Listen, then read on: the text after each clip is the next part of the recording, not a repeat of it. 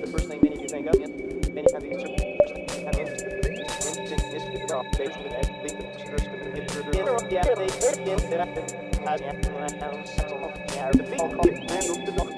Okay, today I am getting the chance to talk to somebody who, for the first time, so you're going to get to listen in on my first conversation.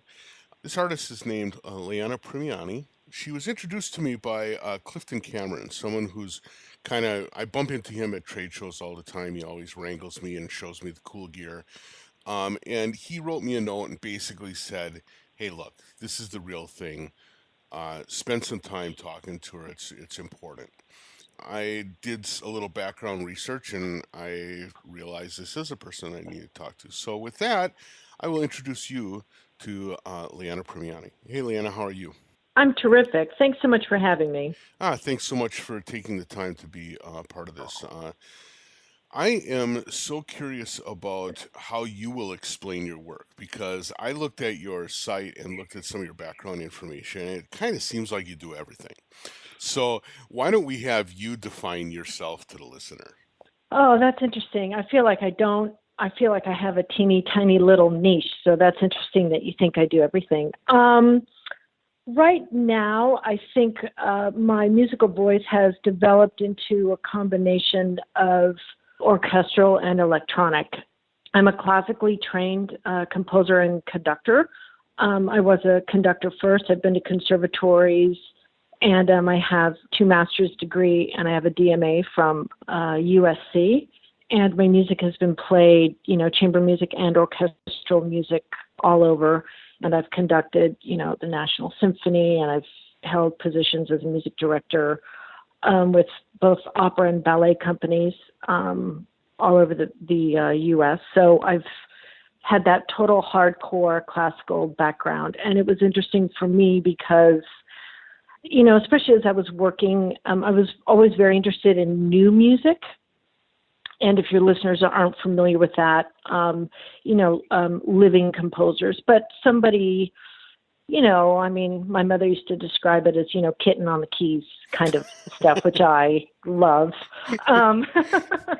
They never understood me, which was fine. They let me do my thing. Right. But, and I remember I was, conducting some Japanese, piece, and, it had a lot of sound or a lot of, direction on the score as to how players should play. And I always took that because a lot of new music composers do that. It's a little bit of it's kind of a trend if you're not familiar with that. And when I was conducting Mozart, Strauss, Prokofiev, Tchaikovsky, I would always, the most important thing to me was always the sound.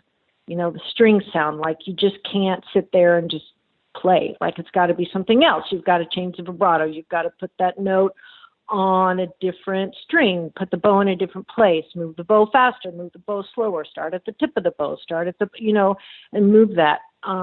Trumpets, like what are you doing with your sound? How is that going? What's your mouthpiece? Is it, what's the back bore? What is that? What are you using? Winds, how are you changing your sound to reflect what's going on in the whole thing? So I was always constantly, my main concern always as a conductor was sound, how to create a sound. Because if not, you might as well, to me, put on a recording and hear the Berlin, Philharmonic. Like, why would you come to the Akron Symphony and just hear that? I mean, try to, put a little something on it and do something different. And I was working with Peter Udfush in Europe, and he's he's a what people would consider a spectral composer, but if you don't know his music, it's really amazing. And he does some electronic music too, but mostly orchestral and chamber music and live instrumentation. We were working, and he said to me, he's like, "You really should compose."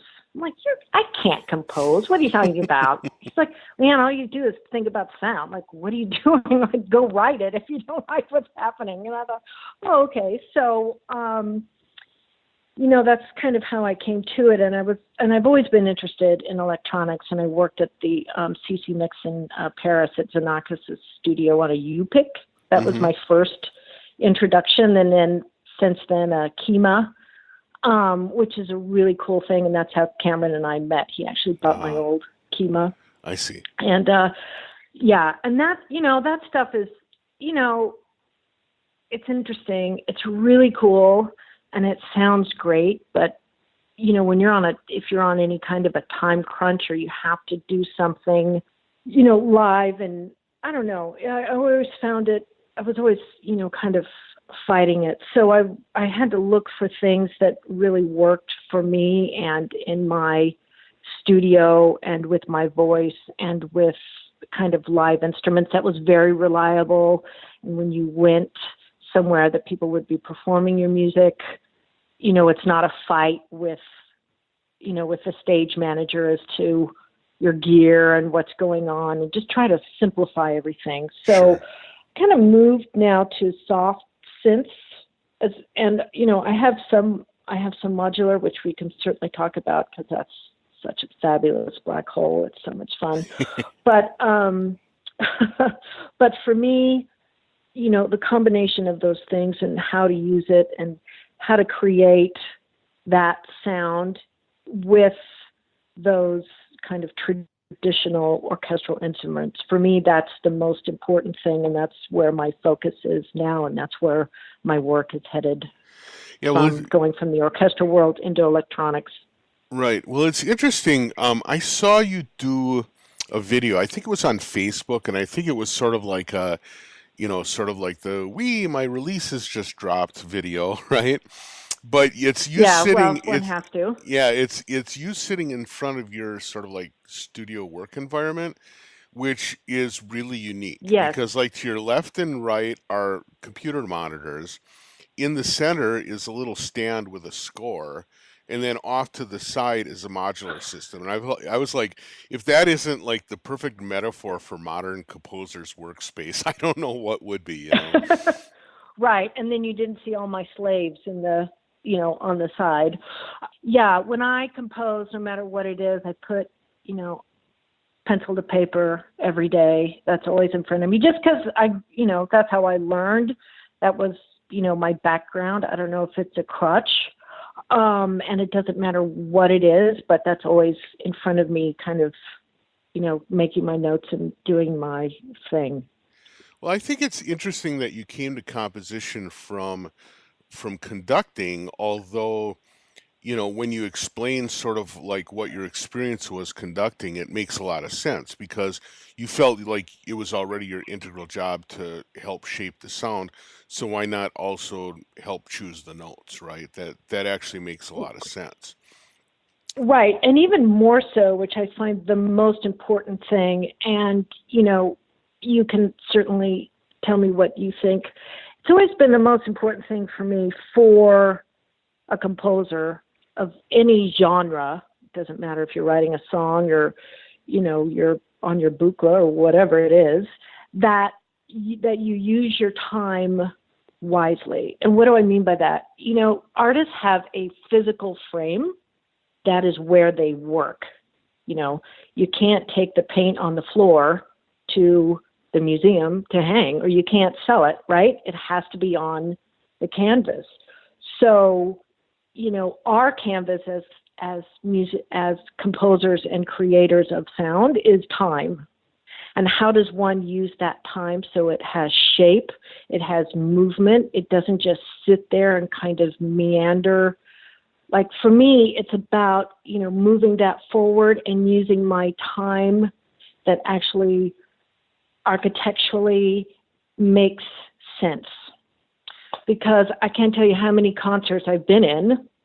It doesn't matter if I'm sitting in a symphony orchestra or if I'm going to somebody playing, their modular, and like the first 3 or 5 minutes are awesome. And then like you're 10 minutes in and it's so boring because it's just doing nothing. Right. And then the ending's kind of good. And it really takes a lot, at least for me it does. It takes a lot of thought and skill and preparation and, kind of creating an architecture and a form to put everything in its place so that it does make sense. So when I was conducting, something like, I don't know, let's say Beethoven and the symphony, and everything falls in its place. There's a reason why there's a form, and music comes back and it does X, Y, and Z.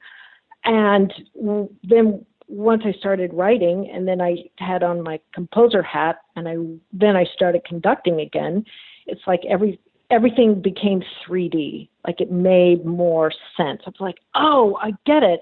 That's why the strings come in there at that note with the flutes, because before he did the X and the Y and everything kind of builds up to that moment. I get it. Now I can do that.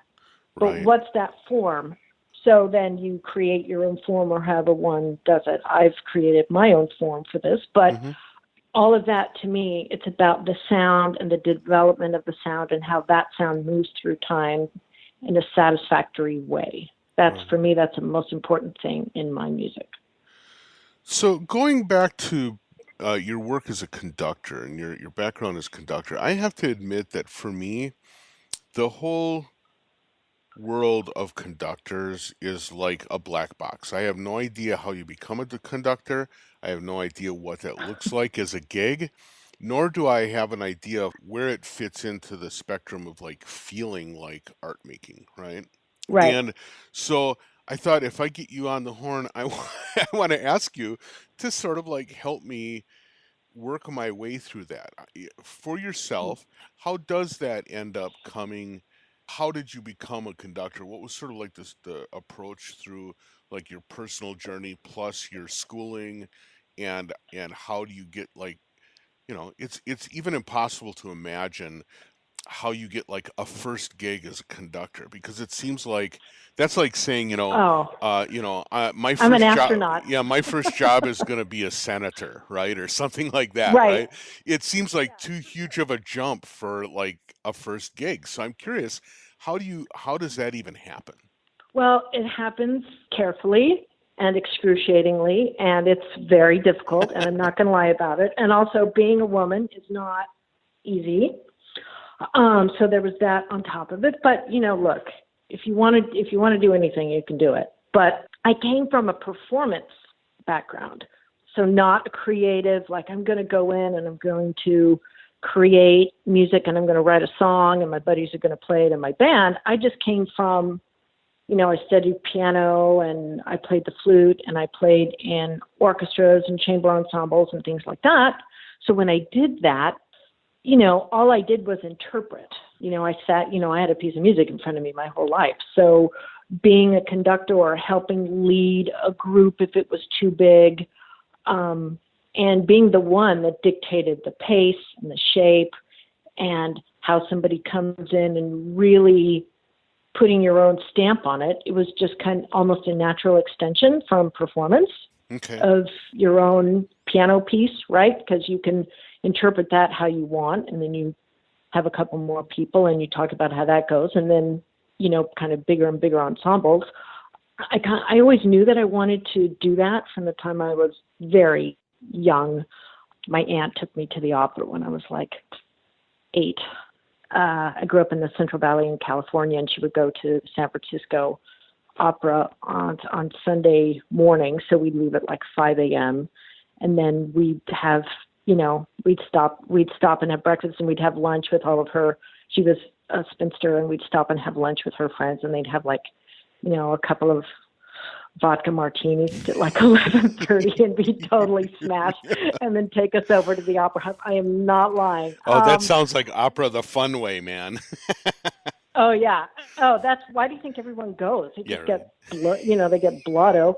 And then they went to the bar before the opera started, and then she handed me my ticket and said, "Well, there's somebody in green. They'll help you find it. I want to finish my drink." And I was like, "Okay."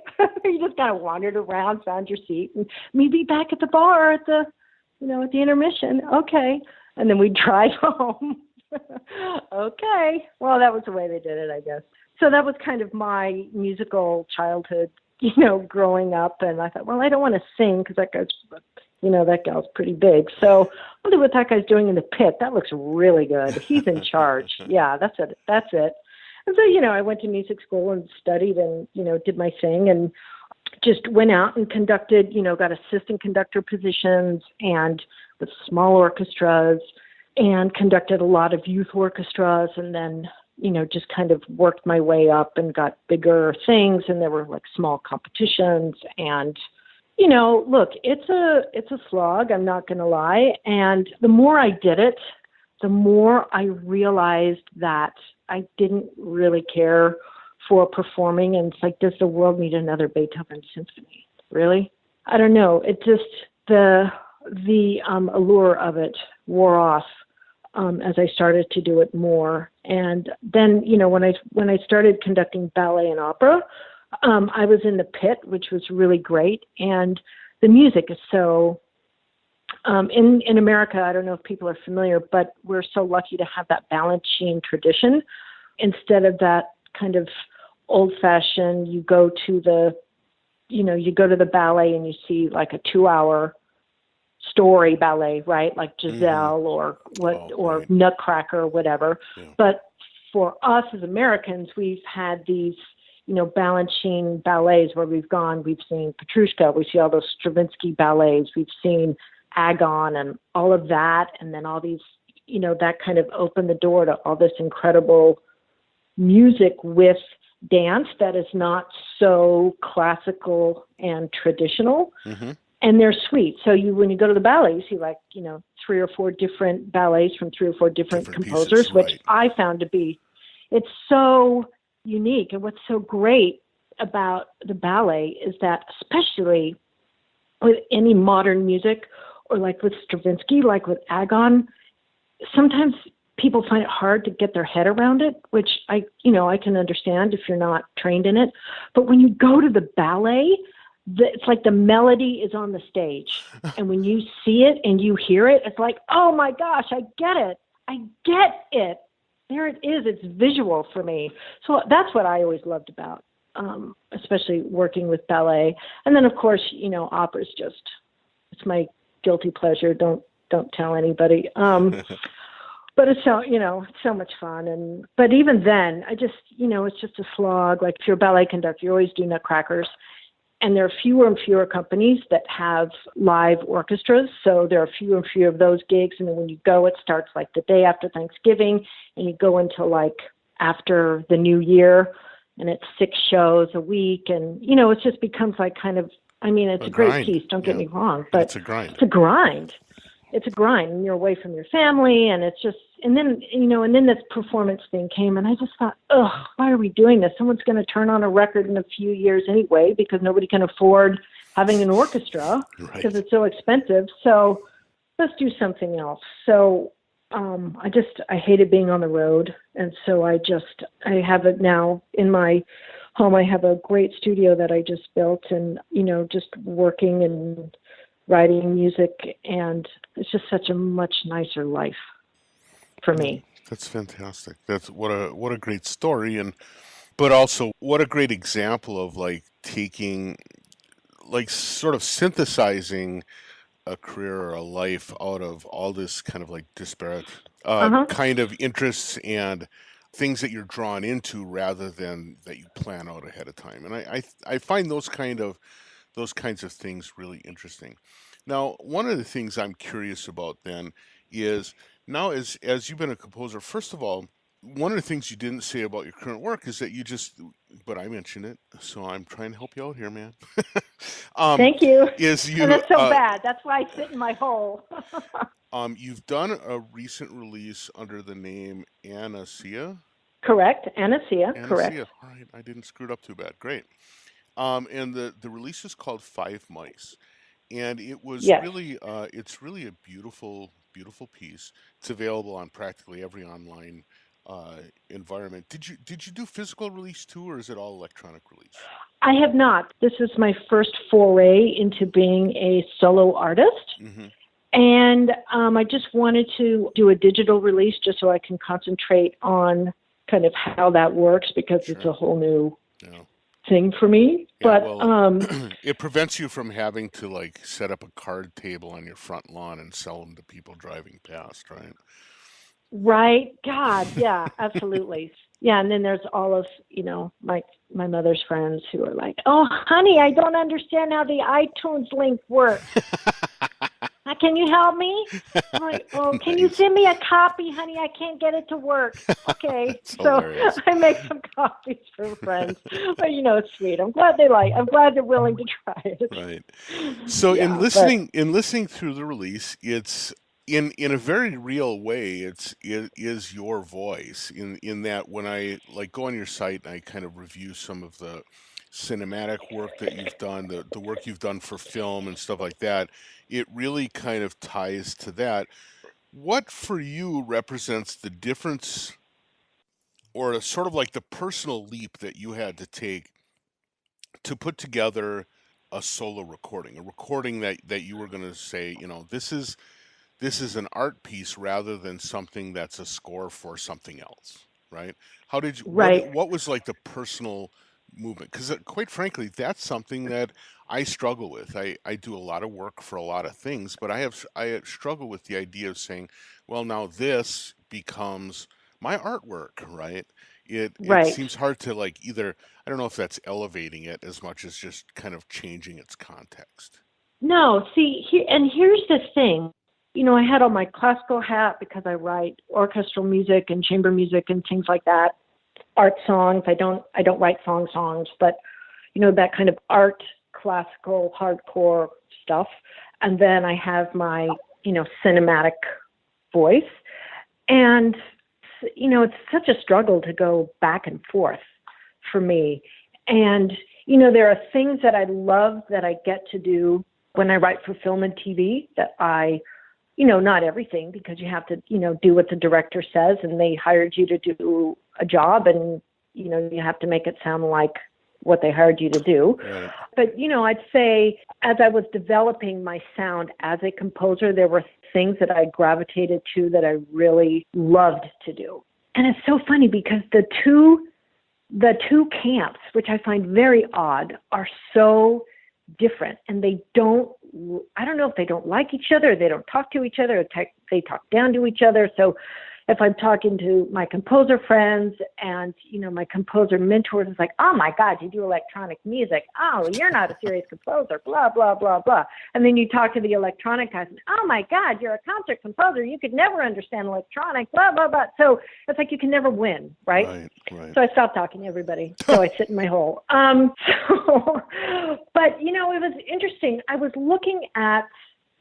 writing this orchestra music, and it was fine. But, I'm writing it, and I'm like, there are parts of it I like. I'm like, that's so stupid. Why am I writing music that I only like part of it? It doesn't make sense. And then I thought, something's off. So I'm going to look at people that I admire. I don't necessarily, want to sound like them, but, their path and what they've accomplished, like that. Let's look at people I admire and see what they did and how they got to where they are. And I'm telling you, for me, what I have seen, so many people have come through I'm going to be an independent artist, and I'm going to release my stuff independently, and I'm going to come through this. And not only are directors in film, and I'm going to get work that way, but I'm also going to get discovered by, or they have been discovered by, orchestras and chamber music groups and kind of in that world as well. And it's always because they, for whatever reason, they combined their voice, or they did something with they just went off in a tangent, or just said, forget it, I'm going to do this, and this is what I'm going to do, and I'm going to release my own thing. And doors opened. So for me, yeah. Really. So for me, I'm like, okay, I'm taking all the things I like to, I'm a little schizophrenic, like doing this and then going back to that, when I don't like 100% of this and I don't like 100% of that. Why don't I like 100% of everything? Why am I killing myself? So, right? What am I doing? So I looked at it, and there were elements of sound design that I love to do that I think are important. And then there were elements of just regular composition that I love to do, and my voice that may not have been so, possibly my note choice, for lack of a better word, is not so in vogue at the moment. Right. Okay. So how does one, so how do you do that? So I took kind of both sounds, both voices, if you will, of things that I like to do. Like I love being a minimalist, but not the kind of minimalist that you hear in a movie that's like kind of 4/4, but kind of like what is a minimalist? Like going down that road. What is that? I mean, I like Philip Glass, but I also love, but he does his thing. And how does that work with Steve Reich and just that rhythm? And then you put in John Adams, like, because that's totally different, but people still consider that minimalism. I'm not quite sure how. It's anything but minimal. Right. And then there's somebody like John Luther Adams. Are you familiar with him? No, I'm not. He won the Pulitzer Prize a couple of years ago in a piece called Become Ocean. It's with the Seattle Symphony. If anybody's interested in that, I mean, talk about minimal, man. Wow. But it's 45 or 55 minutes, and there are 3 crescendos. And it's a palindrome, so it starts and then it goes back exactly backwards. I'm telling you, this piece is magnificent. But that kind of minimalism is just so different than that kind of Philip Glass, rhythmically driven Steve Reich kind of a sound, right? Right. So, like, how does that happen? And if I were to do that, what would be my normal tendency as a composer? So developing that is what I did with Anasia, and then using that idea of developing my sound as a classical composer, taking those chops that I've developed and using them when using electronics and sound design and building my sound palette that way. So that's how those 2 voices came together. Interesting. Now, one of the things that I'm curious about is, again, because coming from a more classical position, one of the things about classical composition is that you do your sound design by sort of like ensemble selection, right? You basically say, okay, if I want this kind of harmonic adjustment, I'm going to add some clarinets, or if I want a nice filter sweep, I'm going to bring in, I mean, sort of like the equivalent, exactly. right? I'm going to take out the high strings. I'm going to take out the basses, right? Right. Absolutely. You manipulate your sound by ensemble selection, and so that kind of helps drive the orchestration and the writing to a certain extent. When you're writing, of course, because you have to limit yourself. Right. Yeah. When you're writing with electronics, you don't have those limits. I mean, any one of your software or hardware synthesizers can do all the sound, right? You can completely swamp the frequency world, right? So how do you combine sort of like the classical writing and composition process, which sounds like is very much your personal practice, right? How do you combine that with this sort of like wide open timbral world that electronics offers? Well, here's the thing that I found. It's like, if you've ever sat down to compose anything or write a song or whatever it is, and the more you do it, the more you have a sound and you have a voice. What does that mean? Just what you gravitate towards, where your hands fall on the guitar, right? Like, just because everyone's voicing is a little different, and that's what makes them unique. Right. Where do your hands fall on the piano? Just naturally, because some people fall on the black keys and voice different. Some people fall on the white keys and voice differently. Some people never use their left hand or just use a one note. Other people use an octave, or, however that works for everybody. Just that is a selection. And then you go from there. So when I compose, especially when I'm using, like if you've got a modular, you've got your modular rack there going, and just what you choose, how you choose to filter, where you go every time, how you move those knobs every single time, and where you land is your voice. Because some people really like that grit and they like that dirt, and they like that aggression. And other people like me, I never use that. Like that never shows up for me. Right. It's something completely drony and different, and my harmonic palette is just different than that. Sure. And so that in and of itself, because where you gravitate towards for sure. But then I also purposefully limit myself. I purposefully limit my palette. Even the selection of, am I going to use massive with unicorda? Maybe I don't use unicorda this time. Maybe that's too, maybe that's not right for this piece. Maybe zebra, and what am I going to do with that zebra? And am I going to use it with Viva, or am I going to use it with Hive? And what filter am I going to use? I'm really huge. Just using, I have those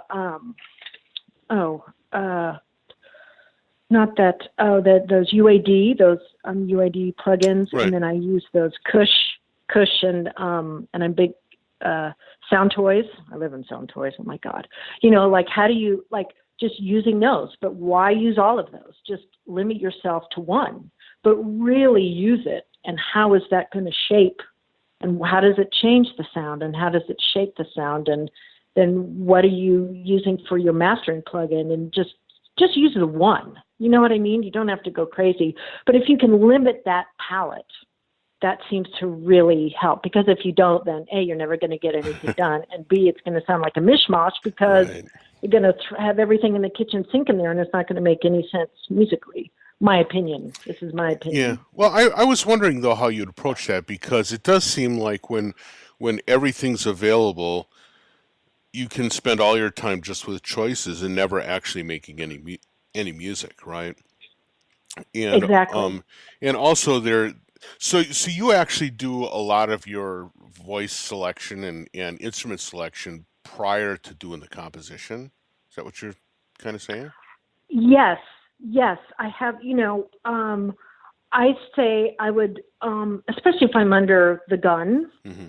but maybe I would, kind of go through and listen to things. And certainly that's the fun part, and kind of develop my sound palette. But once my sound palette in my head is set, whatever that means for that particular piece, I try not to deviate it. And that's my orchestral training, right? It's like, okay, you have to write for a string quartet and a piano. Well, I can't throw in a flute for 3 measures, Yeah, wrong. Right. So my head is already in that space. That might not be good. That might not be, the right thing for everybody, but that's, I'm happy to make that choice because that was how I was trained. Sure. You mentioned earlier this idea of sometimes going to concerts or to performances, and the start is super engaging, but then it kind of bores you after a while until it finally wakes up at the end, right? And you Right. kind of compare that with, even with classical composers' work, who were able to kind of maintain your interest throughout the piece, through different narrative curves and all that kind of stuff.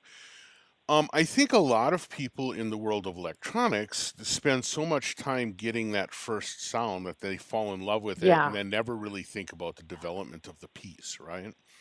Exactly. What are some tricks or some ideas that you use for yourself to spur yourself into getting out of the sound and into the composition? You know what I'm trying to get at is I know exactly what you okay, mean. all right. I know exactly. And that is the number one question, I think, is as electronic composers or creators of electronic music that we have to ask ourselves. And I think the first thing you have to do is give yourself a time limit. That is why, artists have that canvas, and it's a certain size. And we need to give ourselves a canvas, because if we don't give ourselves a canvas, it's not going to help us. And then you have to go into your timeline or whatever it is and say, okay, what is the shape of this work? What compels me? Now, it could be one straight line, right? With a few iterations up and down. Right. It can be, big, high peaks and low peaks, or however you want to make that. I'm waving my hands around like you can see me. Okay. I'm sorry about that. It's, like when you physically say, okay, I'm going to make a piece that's 10 minutes, you write a timeline and then write a line on a sheet of paper and try to divvy up where things happen. 45 seconds, I'm going to do this, a minute and 10. But it has to, you have to give yourself some kind of architectural shape and what you want it to do. Get loud, get soft. My low pass filter is going to be here for the first time. Like, why do you have to throw everything in the kitchen sink in the first minute? Right. Right. Like, spread it out. I can't tell you how many pieces I hear of composers. And the reason why everything sounds so great in the beginning is because they throw everything in it. Right. And so, but don't throw it in. So like you hear it and the first 2 minutes are awesome and then it's just boring. Well, maybe you've got too many things going on too quickly. Spread it out. Like there's nothing that, and everyone's guilty of this. I know I'm certainly guilty of it. Just give things more time to develop, but then change it at the right time. And that's when, your architecture and having a form is so critical. So for me, I can't function without a form. Sure. At all. Now, for the development of a form, though, do you do anything like sort of make preliminary graphic scores or like sketches in a sketchbook or something like that? Or do you immediately start putting notes on paper? Oh, no. That's the first thing I do is I have a kind of a graphic score, but I've developed my own, which I think adds to my voice, the way I create form. I do it both in my classical writing and I do it in my electronic writing. I did it on this album, Five Mice. The reason why there are 5 songs, so it's really a through composed piece. It's about 35 minutes. And each piece is obviously, different lengths, but those lengths correspond to the overall form. And then those smaller pieces have that same form within them. And then, sectional. So I use something called, the golden ratio. I use phi. Bartok did it, but he did it with measure numbers and Fibonacci numbers, which I find incredibly compelling. But instead of measure numbers for me, I use time. So I have a time calculator because my daughter's the mathy one, not me, but I use a time calculator and they're all online. You can get it online. Mm-hmm. And I say, it's a 10-minute piece. And where is the golden mean? Where is that Fibonacci number? Interesting. Right? Yeah. So, and I find it and it's 7 minutes and 42 seconds. So I know that's a big one, right? This is the way I organize my music. This is not steadfast, but I do that because measure numbers don't make any sense if somebody is playing it too slow or too fast. Right. For me, it's all about time and how we perceive it. And the problem with music that we have as composers, it's not like art. You go into a museum and you take it all in immediately. And no matter what it is, if it's a Pollock or if it's a Picasso or whatever it is, everybody can point to the left corner and say, that's red. Yeah. And it's 5 feet wide and 3 feet high, and it's sitting here, and this is what and everyone can basically describe it. You might not like it, but everyone has a perception of what that is. Yeah, there's some reality to it. Yeah, there's some physical reality. There's a physical reality, and the problem, not that it's a problem. Well, it's our problem as composers. Our problem is, people have to sit there and listen. It takes time, and you have to do something that compels the listener to keep listening. Mm-hmm. Right? Mm-hmm. So when you keep changing sounds all the time, that your ear is going to get tired. If you don't bring something back or have some kind of arch, the listener is going to get bored and either, turn it off or get up and walk out or fall asleep or whatever, people do. So I think that that architecture and that form is so important. It's the most important thing. And even when I write, a film score, that's still in my mind because there is an architecture to what's happening in the story. They have a form, how that goes. What is that form? Because you kind of have to follow that. It's not just blindly writing music. And when I sit down and I hear, and there are some great scores out there, especially in TV, I mean, killer, man. Killer. I love it. Like, Stranger Things, I think everyone loves that score. Right. I mean, my God, fabulous. But, it's like episode 6, man. Really? You can't pitch that up? We've heard this now 25 times. Can you pitch it up, please? Can it be maybe just a little faster? Could you put it upside down? Could you put it in, get it out of that profit? Like, I get it. We recognize it. Put it in the Juno 106, please. Like, just something different. So there's something to be, no. And look, I love that. I think those guys are geniuses. Don't get me wrong. But, if you're going to pace something over 12 hours and you're going to write all that music, you've got to think of, your architecture and your sound and what's going to be tired because the listener. Yeah, just listener fatigue, right.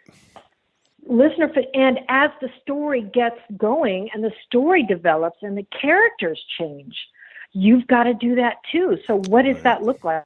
Why does the tune always have to be the same if you have one, or the motive, or that lick that you do, or the pace of that pulse? Why does that always have to be the same? Maybe pitch that up a little bit, maybe backwards, maybe, you know what I mean? It's like, that's when the compositional, even if you're not a trained composer, just learning those compositional tricks, that's where the juice and the interest come from. It's one thing to make these sounds. I make some great sounds. I know you make fabulous sounds. I know so many people make incredible sounds with their gear, and it's great. But next step, then what do you do? Yeah, next stop, right. And that to me is the most, important thing, is to just develop and keep the interest going. And that's really hard. Yeah. Well, Leanna, I really appreciate you talking about this, because one of the things that a lot of times people aren't able to do is like articulate that process. But it was clear to me that, you're really thoughtful about how you do your composition and your orchestration and stuff. And so I really did want to dive into it. And I appreciate you going down that path, because there's some really inspiring stuff there. I do appreciate it. Oh, thank you. Unfortunately, our time is coming up, but before we go, what I want to do is hear about what's next for you. What's next on your plate? You just came out with this release. You've maintained a busy schedule doing composition and stuff. I'm wondering what's next up for you. Well, what's next up is I've got a piano album coming out, piano and synthesis, coming out in the next couple of months. And then I'm writing an orchestral and electronics piece, which is going to be my first foray into combining my voices for the orchestral world. So I'm really excited about that. And that's not going to be until September, of next year. But in the meantime, I've got this piano album out, and then I've got a follow-up to 5 Mice after that. Cool. So that's kind of what's on my plate. And if people want to follow your work or check out what you've done, what's the best place for them to do that? I think the best place is probably my website, and it's anacea.com. Name's so nice. I named it twice. That's ANASIA, right? Yes. And then I'm on, Facebook and Twitter, which I find odd, but okay. And I'm on iTunes as well, and Spotify. So if anybody can add me to their Spotify playlist, I would really appreciate that. That's such a big deal now. So that's where I am. But the website, I think, is the best place, and there are some free downloads there as well. And I'm also on Bandcamp. There's a free download there. Well, Leanna, thank you so much for your time. This is super inspiring, and it's kind of got my head full of compositional ideas now. So many great nuggets there to use for my work, and I hope my listeners get that as well. So I want to thank you for that, and thank you for taking the time out of your schedule to talk. Thank you. It was my pleasure, and I love the show, and I'm just so grateful for your interest in my music. Really, thank you. All right, thanks a lot. And with that, I'll say goodbye. Bye now. Bye.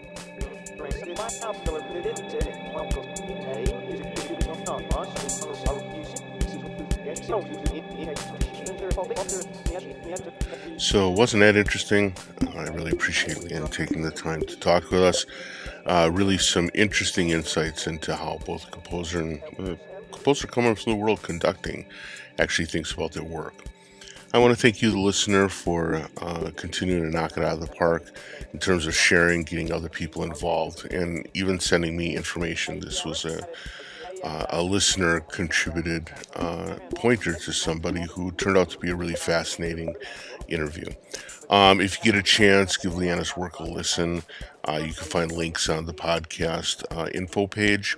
Otherwise, I want to thank you very much for continuing sticking with me, hanging out, and checking out the work every week. And I will talk to you in another week. Thanks a lot. Bye.